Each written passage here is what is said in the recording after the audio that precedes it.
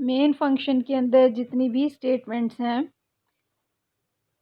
उसको कंपाइलर ने एग्जीक्यूट कर देना है। फॉर एग्जांपल मेन फंक्शन के अंदर एक हमारी मेन स्टेटमेंट लिखी हुई थी, प्रिंट हेलो पाकिस्तान। तो जैसे ही आपने कंट्रोल प्लस F9 प्रेस करना है, कंट्रोल ने मेन फंक्शन के अंदर एंटर हो जाना है और जो स्टेटमेंट लिखी हुई है print F hello Pakistan, print F का मतलब है डिस्प्ले कर दो, हेलो पाकिस्तान का मतलब है मैसेज को, हेलो पाकिस्तान के मैसेज को स्क्रीन के ऊपर डिस्प्ले कर दो। तो ये जो स्टेटमेंट है ये एग्जीक्यूट हो जाएगी और एग्जीक्यूट होने के बाद हमारा प्रोग्राम एंड हो जाएगा। मेन फंक्शन के कुछ और इम्पोर्टेंट पॉइंट्स भी हम देख लेते हैं। मेन फंक्शन हर प्रोग्राम के अंदर, जब आप एक सी लैंग्वेज का प्रोग्राम लिखेंगे, हर प्रोग्राम के अंदर मेन फंक्शन का होना ज़रूरी है, क्योंकि हमारी तमाम इंस्ट्रक्शंस ने मेन फंक्शन के अंदर लिखा जाना है।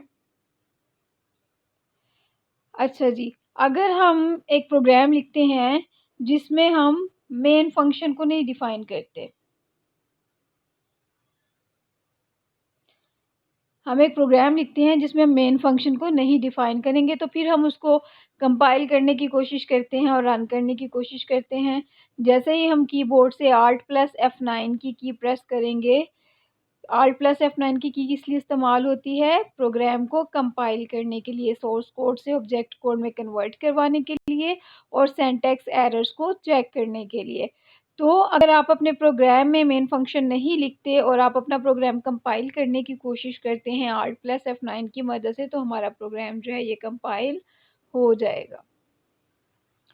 लेकिन कंपाइलेशन के बाद हमने फिर कंट्रोल प्लस F9 करना होता है। कंट्रोल प्लस F9 किस लिए करते हैं? अपने प्रोग्राम को रन कराने के लिए, अपने प्रोग्राम को एग्जीक्यूट कराने के लिए। जैसे ही हम कंट्रोल प्लस F9 की प्रेस करेंगे तो हमारा प्रोग्राम एग्जीक्यूट नहीं होगा, हमारा प्रोग्राम रन नहीं होगा, क्योंकि हमने अभी देखा कि हमारे प्रोग्राम की जो एग्जीक्यूशन है वो कहाँ से शुरू होगी, होती है मेन फंक्शन से। अगर मेन फंक्शन नहीं होगा तो हमारा प्रोग्राम कंपाइल हो जाएगा बट रन नहीं होगा। ये भी आपको एमसीक्यूज के हवाले से भी आ सकता है, या आपको टेक्निकली शॉर्ट क्वेश्चन भी पूछा जा सकता है कि अगर मेन फंक्शन हमारे प्रोग्राम के अंदर नहीं होगा तो फिर क्या होना है।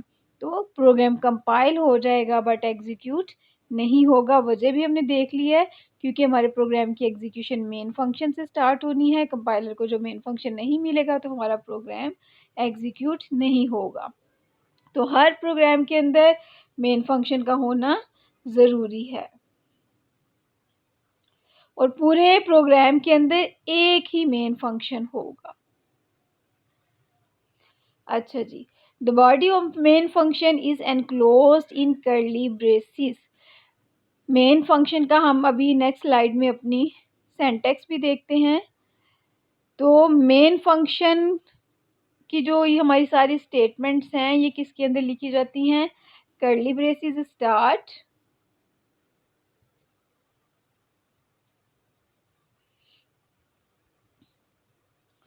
और कर्ली ब्रेसिस क्लोज के दरमियान। ये जो स्टार्टिंग है इसको बोला जाता है कर्ली ब्रेस स्टार्ट। और जब हमारा प्रोग्राम एंड हो जाता है, जब आप अपने प्रोग्राम के अंदर तमाम स्टेटमेंट्स को लिख लेते हैं सी प्रोग्राम की, तो उन स्टेटमेंट्स को हम कर्ली ब्रेसिस क्लोज कर देते हैं, उसको क्लोजिंग ब्रेस बोला जाता है। So the body of main function is enclosed in curly braces. जैसे ही मेन की बॉडी स्टार्ट होनी है, कर्ली ब्रेसिस से स्टार्ट होगी, उसके बाद हम स्टेटमेंट्स लिखेंगे। स्टेटमेंट्स लिखने के बाद जब आप तमाम स्टेटमेंट्स लिख चुके होंगे तो हम अपनी बॉडी को क्लोजिंग ब्रेस के साथ क्लोज कर देंगे। अब ये जो आपने स्टार्टिंग कर्ली ब्रेस डाली है, ये जो आपने एंडिंग कर्ली ब्रेस डाली है, इन दोनों को बोला जाता है डेलीमीटर्स। आपको शॉर्ट क्वेश्चन भी आ जाता है डिफाइन डेलीमीटर्स। तो डेलीमीटर्स क्या हैं? The body of main function is enclosed in curly braces, start curly brace and close curly braces, these braces are known as delimiters. या हमने सिंटैक्स एरर्स जब देखे थे तब भी हमने इन डेलीमीटर्स को थोड़ा बहुत देखा था कि जब भी हमने अपनी स्टेटमेंट्स लिखनी है वो हमने मेन की बॉडी के अंदर लिखनी है, और स्टार्ट कर्ली ब्रेस और एंड कर्ली ब्रेसेस के दरमियान हमारी तमाम स्टेटमेंट्स होंगी। अगर आप जो है वो स्टार्टिंग कर्ली ब्रेस डालना भूल जाते हो तो भी आपका सिंटैक्स एरर आएगा। अगर आप क्लोजिंग कर्ली ब्रेस डालना भूल जाते हो तो भी आपका सिंटैक्स एरर आएगा।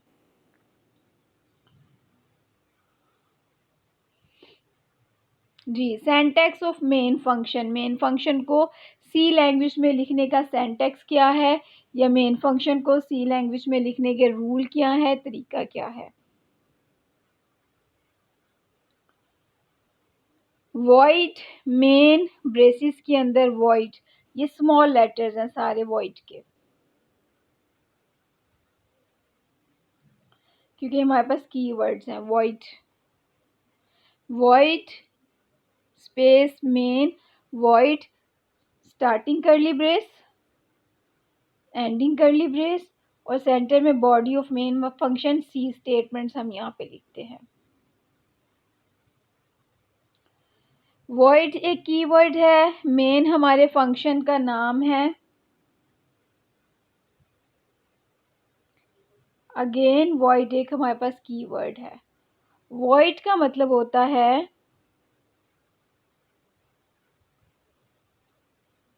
नथिंग।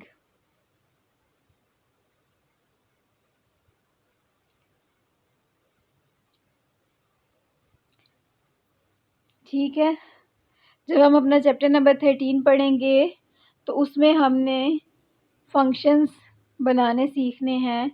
उसमें हमारे पास जो फर्स्ट वाला वॉइड है, इसको थोड़ा बहुत हम ऐसे देख लेते हैं। ये हमारे फंक्शन की रिटर्न टाइप होती है। रिटर्न टाइप का मतलब है कि मेन के फंक्शन ने क्या रिटर्न करना है। वॉइड का मतलब है इट रिटर्न्स नथिंग। जो आपको ये ब्रेसिस के अंदर वॉइड नज़र आ रहा है, इसका मतलब होता है कि मेन का फंक्शन क्या पैरामीटर्स ले रहा है, क्या एक्सेप्ट कर रहा है। तो अगेन इसके अंदर वॉइड लिखा हुआ है, तो मेन का फंक्शन ना तो कुछ रिटर्न करता है, it returns nothing, it receives nothing. Clear है। उसके बाद डेलीमीटर्स आ जाएंगे, हमारे पास स्टार्टिंग ब्रेस आ गई। उसके बाद हमने तमाम सी की स्टेटमेंट्स लिखनी है। उसके बाद हमने क्लोजिंग ब्रेस डालनी है। स्टार्टिंग और क्लोजिंग ब्रेस डालना ज़रूरी है, अगर आप ये नहीं डालोगे तो हमारे पास सिंटैक्स एरर आ जाएगा। सी स्टेटमेंट्स, सी स्टेटमेंट्स क्या है। सी स्टेटमेंट वो इंस्ट्रक्शन है जो आपने कंप्यूटर को देनी है टास्क परफॉर्म करने के लिए। जो आप कंप्यूटर से काम करवाना चाह रहे हो, जो आप आउटपुट लेना चाह रहे हो, वो बेसिकली किस में आप लिखोगे, वो सी आपकी स्टेटमेंट्स है। फॉर एग्जांपल जैसे आप लिखते हो प्रिंट एफ हेलो,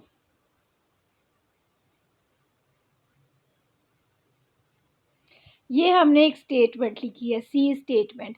ये सी स्टेटमेंट क्या कर रही है, स्क्रीन पे हेलो के मैसेज को डिस्प्ले करवा रही है। तो तमाम सी स्टेटमेंट्स हम कहाँ लिखेंगे, मेन की बॉडी के अंदर, डेलीमीटर्स के अंदर।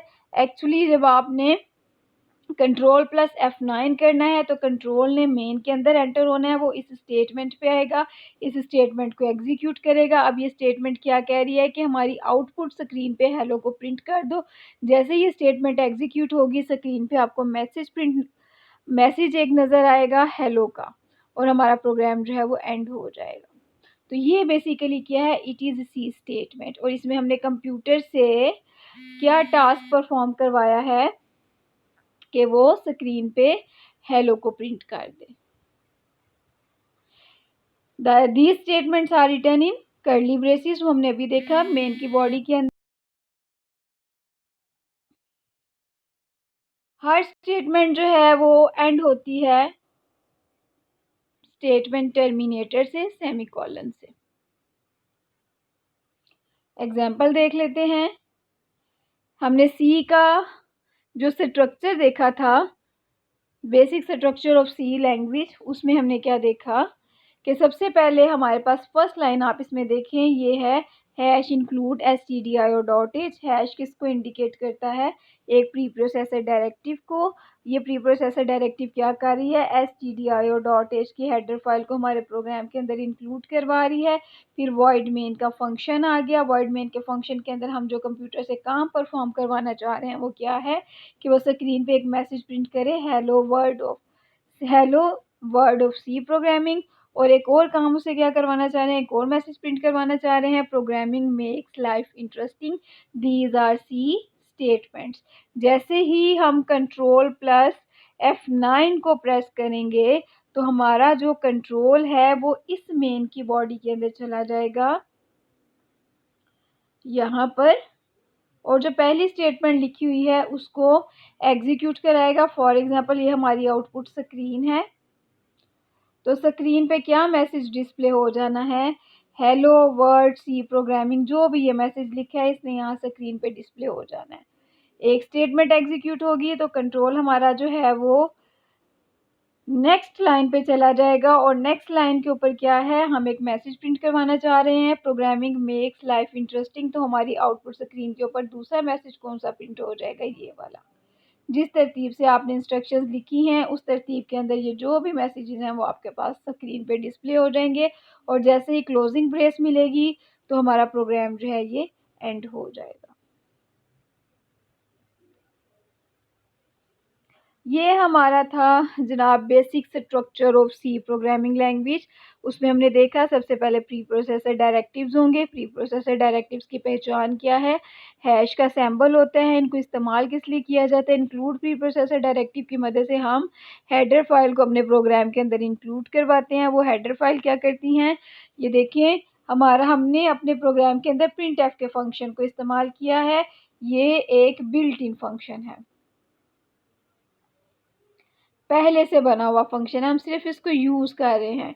अब इस प्रिंटफ की जो डेफिनेशन है वो किस फाइल में पड़ी हुई है, stdio.h के अंदर।